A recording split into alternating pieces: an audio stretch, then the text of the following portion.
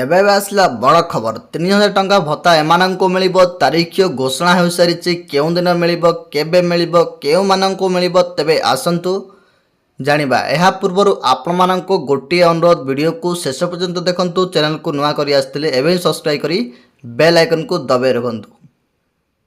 ତେବେ ଦର୍ଶନ୍ତୁ, ଯେବେଠୁ ଭତ୍ତା ପୂର୍ବତନ ମୁଖ୍ୟମନ୍ତ୍ରୀ ନବୀନ ପଟ୍ଟନାୟକ ଥିଲେ ସେତେବେଳେ ଠାରୁ ଭତ୍ତା 500 ଟଙ୍କା ଦିଆଯାଉଥିଲା, ପରେ 1000 ଟଙ୍କା, ପରେ 1200 ଟଙ୍କା କିମ୍ବା ଆପଣମାନଙ୍କ ରହିଛି 1500 ଟଙ୍କା। ଏତିକି ହିଁ ଏବେ ପର୍ଯ୍ୟନ୍ତ ମିଳୁଛି। ଆଉ ଭତ୍ତା ଟଙ୍କା 3000 ମିଳୁନାହିଁ। ତେବେ ଖୁବ୍ ଶୀଘ୍ର 3000 ଟଙ୍କା ଭତ୍ତା ହେବାକୁ ଯାଉଛି। ସେ ବୃଦ୍ଧା ହୁଅନ୍ତୁ କିମ୍ବା ବିଧବା ହୁଅନ୍ତୁ କିମ୍ବା ସେ ଦିବ୍ୟାଙ୍ଗ ହୁଅନ୍ତୁ, ଏଥର ଆଉ ଡେରି ହେବନି। ସମସ୍ତଙ୍କୁ ଏଥର ମିଳିବ 3000 ଟଙ୍କା ଭତ୍ତା ରାଶି। ଆଗକୁ ଆସୁଛି ଯେହେତୁ ଆପଣମାନଙ୍କର ପଞ୍ଚାୟତ ଇଲେକ୍ସନ୍, ଆଉ ପଞ୍ଚାୟତ ଇଲେକ୍ସନକୁ ଦୃଷ୍ଟିରେ ରଖିଛନ୍ତି ରାଜ୍ୟ ସରକାର। ପୁଣି ଆପଣମାନଙ୍କୁ ଏକ ବଡ଼ ଖୁସି ଖବର ଦେବାକୁ ଯାଉଛନ୍ତି ସରକାର। ତେବେ ଆଗରୁ ବିଜେପି ସରକାର ଯାହା ପ୍ରତିଶ୍ରୁତି ଦେଇଥିଲେ ଯେ ଆମ ସରକାର ଆସିଲେ 3000 ଟଙ୍କା ଭତ୍ତା ରାଶି ଦେବୁ, ଆଉ ସେୟା ହୋଇପାରିନଥିଲା। କାହିଁକିନା ଯେହେତୁ ଆପଣମାନଙ୍କର ବହୁତ ଯୋଜନା ରହିଯାଇଥିଲା, ଯେମିତିକି PM କିଷାନ ଯୋଜନା ହେଉ, ଆପଣମାନଙ୍କର ରହିଛି ସୁଭଦ୍ରା ଯୋଜନା ହେଉ କିମ୍ବା CM କିଷାନ ଯୋଜନା କିମ୍ବା ଆବାସ ଯୋଜନା ହେଉ, ଏମିତି ଅନେକ ପ୍ରକାରର କାର୍ଯ୍ୟକାରୀ କାମଗୁଡ଼ିକୁ କରୁ କରୁ ବର୍ତ୍ତମାନ ବିଳମ୍ବ ହୋଇସାରିଛି। ଆପଣମାନଙ୍କର ଏହି ଭତ୍ତା ଟଙ୍କା କିନ୍ତୁ ଆଉ ବିଳମ୍ବ ହେବ ନାହିଁ। ଆପଣମାନଙ୍କୁ ମିଳିବାକୁ ଯାଉଛି 3000 ଟଙ୍କା ଭତ୍ତା ରାଶି। ତ ଦର୍ଶନ୍ତୁ, ଆପଣମାନଙ୍କୁ ଏହି ମାସରେ ମଧ୍ୟ ମିଳିଲା ନାହିଁ 3000 ଟଙ୍କା ଭତ୍ତା ରାଶି। ତେବେ ଦର୍ଶନ୍ତୁ, କହି ରଖୁଛୁ କି ଆସନ୍ତା ମାସରେ ମିଳିପାରେ ବୋଲି ଏକ ବଡ଼ ଆଲୋଚନା ମଧ୍ୟ ରହୁଛି। ତେବେ ଆସନ୍ତା ମାସରେ ହିଁ ଆପଣମାନଙ୍କୁ ମିଳିପାରେ, ବହୁତ ସମ୍ଭାବନା ମଧ୍ୟ ରହୁଛି। ସେପଟେ ସୋସିଆଲ ସିକ୍ୟୁରିଟି ଏନଭାରମେଣ୍ଟ ତରଫରୁ ଯାଞ୍ଚ ପ୍ରକ୍ରିୟା ସାରିବାକୁ କୁହାଯାଇଛି। ଏଥର ଯେମିତି ଭତ୍ତା ରାଶି ସମସ୍ତ ଯୋଗ୍ୟ ହିତାଧିକାରୀଙ୍କୁ ଦିଆଯିବ, ଏନେଇ ଘୋଷଣା ମଧ୍ୟ କରିଛନ୍ତି। ଯେଉଁମାନେ ଆଗରୁ କଟି ଯାଇଥିଲେ ବା କୌଣସି କାରଣରୁ ସେମାନଙ୍କୁ ମିଳୁନଥିଲା, ତାହେଲେ ବର୍ତ୍ତମାନ ଏବେ ମିଳିବାକୁ ଯାଉଛି ସମସ୍ତଙ୍କୁ ଏହି ଭତ୍ତା ଟଙ୍କା। ତ ଦର୍ଶନ୍ତୁ, ବଜେଟ ଅଭିଭାଷଣରେ ମୁଖ୍ୟମନ୍ତ୍ରୀ ବଡ଼ ଘୋଷଣା ମଧ୍ୟ କରିଥିଲେ। ବାର୍ଦ୍ଧକ୍ୟ କି ବିଧବା ଭତ୍ତା ପାଇଁ ଆଉ ବର୍ତ୍ତମାନ କାହାକୁ ଅପେକ୍ଷା କରିବାକୁ ପଡ଼ିବ ନାହିଁ। ମଧୁବାବୁ ପେନ୍ସନ୍ ଯୋଜନାରେ ସମସ୍ତ ଯୋଗ୍ୟଙ୍କୁ ସାମିଲ କରାଯିବ। ହିତାଧିକାରୀ ମଲେ ଖାଲି ସ୍ଥାନ ପୂରଣ ନିୟମ ଆଉ ଲାଗୁ ହେବ ନାହିଁ। ବାଦ ପଡ଼ିଥିବା 6 ଲକ୍ଷରୁ ଅଧିକ ଯୋଗ୍ୟଙ୍କୁ ପେନ୍ସନ୍ ମିଳିବାକୁ ଯାଉଛି। ତେବେ ବଜେଟ ଅଭିଭାଷଣରେ ମୁଖ୍ୟମନ୍ତ୍ରୀ କହିଛନ୍ତି, ଆଉ ବାର୍ଦ୍ଧକ୍ୟ ଭତ୍ତା କି ବିଧବା ଭତ୍ତା କି ଅନ୍ୟ କୌଣସି ଭତ୍ତା ପାଇଁ କାହାର ମରିବା ଯାଏଁ ଅପେକ୍ଷା କରିବାକୁ ପଡ଼ିବ ନାହିଁ। ଟାର୍ଗେଟ ଖାଲି ସ୍ଥାନ ନାହିଁ, ତେଣୁ ଏବେ ହେବନି ବୋଲି ଶୁଣିବାକୁ ପଡ଼ିବ ନାହିଁ। ଏଣିକି ଆମ ସରକାର ଏହାକୁ ଏକ ଗୁରୁତର ଅସଙ୍ଗତି ଭାବେ ସ୍ୱୀକାର କରୁଛି ଏବଂ ଏହାର ସମାଧାନ ପାଇଁ ମଧୁବାବୁ ପେନ୍ସନ୍ ଯୋଜନା ଅଧୀନରେ ସମସ୍ତ ଯୋଗ୍ୟ ବ୍ୟକ୍ତିଙ୍କୁ ପରିବୃତ୍ତି ବା ସାଚୁରେସନ୍ ମୋଡ଼ରେ ଅନ୍ତର୍ଭୁକ୍ତ କରିବା ପାଇଁ ନୀତିଗତ ନିଷ୍ପତ୍ତିର ପ୍ରସ୍ତାବ ମଧ୍ୟ ରଖିଛନ୍ତି। ଆମେ ତୁରନ୍ତ ବାଦ ପଡ଼ିଥିବା 6 ଲକ୍ଷରୁ ଅଧିକ ଯୋଗ୍ୟ ବ୍ୟକ୍ତିଙ୍କୁ ସାମାଜିକ ସୁରକ୍ଷା ପେନ୍ସନ୍ ପ୍ରଦାନ କରିବୁ। ତ ଦର୍ଶନ୍ତୁ, ଆପଣମାନେ ଜାଣିପାରିଲେ ନା, ଯେଉଁ ହିତାଧିକାରୀ ବାଦ ପଡ଼ିଥିଲେ 6 ଲକ୍ଷରୁ ଅଧିକ ହିତାଧିକାରୀ, ସେମାନେ ବର୍ତ୍ତମାନ ଏହି ମଧୁବାବୁ ପେନ୍ସନ୍ ଯୋଜନା ପାଇବେ। ସେମାନଙ୍କୁ ମଧ୍ୟ 3000 ଟଙ୍କା ଭତ୍ତା ରାଶି ଖୁବ୍ ଶୀଘ୍ର ଘୋଷଣା କରିଦେବେ ସରକାର। ସେମାନଙ୍କୁ ମଧ୍ୟ ଅପେକ୍ଷା କରିବାକୁ ପଡ଼ିବ ସେହି ଠିକ୍ ସମୟକୁ।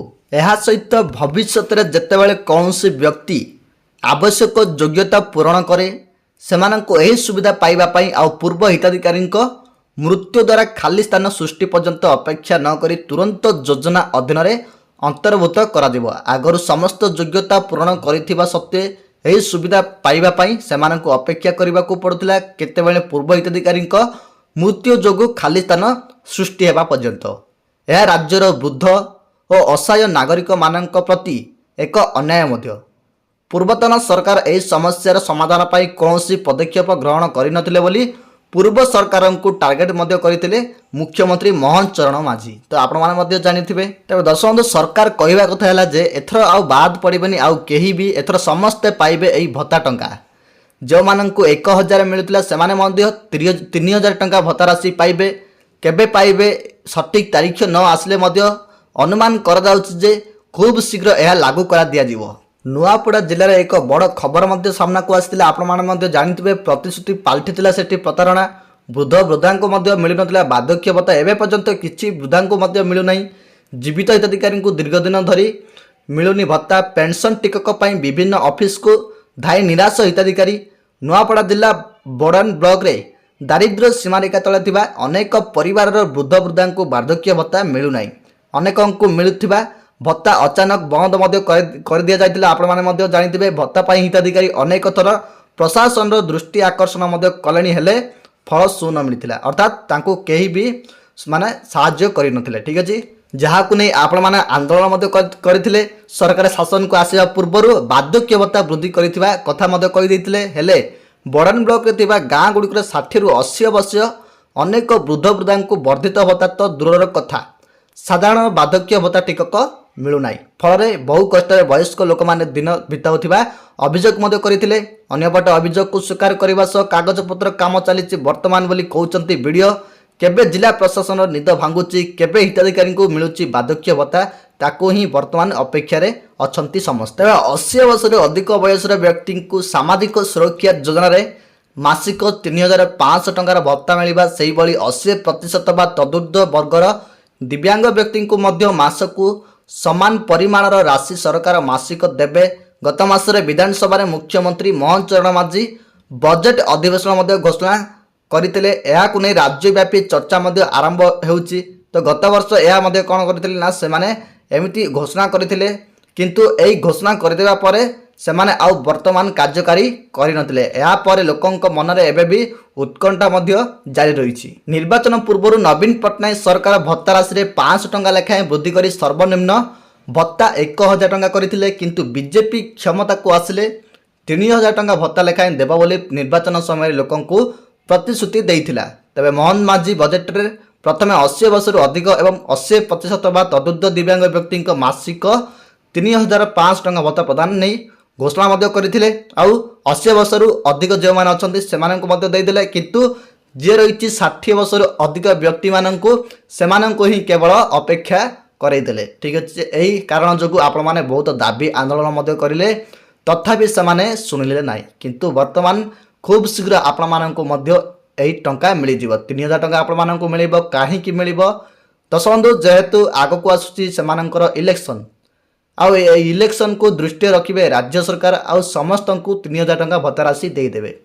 ସେଥିପାଇଁ ଆପଣମାନଙ୍କୁ କହି ରଖୁଛି ଧୈର୍ଯ୍ୟ ସହିତ ରୁହନ୍ତୁ। କାହିଁକି ନା ଯେହେତୁ ଆପଣଙ୍କର ରହିଛି ଏହି 2 ବର୍ଷର ଅପେକ୍ଷା, ତ ଏହି 2 ବର୍ଷର ଅପେକ୍ଷା ଖୁବ୍ ଶୀଘ୍ର ଆପଣମାନଙ୍କୁ ମିଳିବାକୁ ଯାଉଛି। କାହିଁକି ନା ଯେହେତୁ 1,000 ଟଙ୍କାରେ ବର୍ତ୍ତମାନ ଆଉ ଚଳି ହେବା ବହୁତ କଷ୍ଟ ହେଉଛି। ସେ ବିଧବା ହୁଅନ୍ତୁ, ସେ ଦିବ୍ୟାଙ୍ଗ ହୁଅନ୍ତୁ, କିମ୍ବା ଆପଣମାନେ ବୃଦ୍ଧାମାନେ ହୁଅନ୍ତୁ, ଆଜିକାଲି ଯାହା ପରିସ୍ଥିତି ରହିଛି ତାହାକୁ ଦୃଷ୍ଟିରେ ରଖି ରାଜ୍ୟ ସରକାର ଖୁବ୍ ଶୀଘ୍ର ବଢ଼ାଇବାକୁ ଯାଉଛନ୍ତି। ଆପଣମାନଙ୍କୁ ଖୁବ୍ ଶୀଘ୍ର ନୋଟିଫିକେସନ୍ ମଧ୍ୟ ଦେଇଦେବେ। ସୂଚନା ଅନୁଯାୟୀ ବର୍ତ୍ତମାନ ସୁଦ୍ଧା ରାଜ୍ୟରେ ପାଖାପାଖି 56,77,000ରୁ ଅଧିକ ମାସିକ ଭତ୍ତା ପାଉଛନ୍ତି।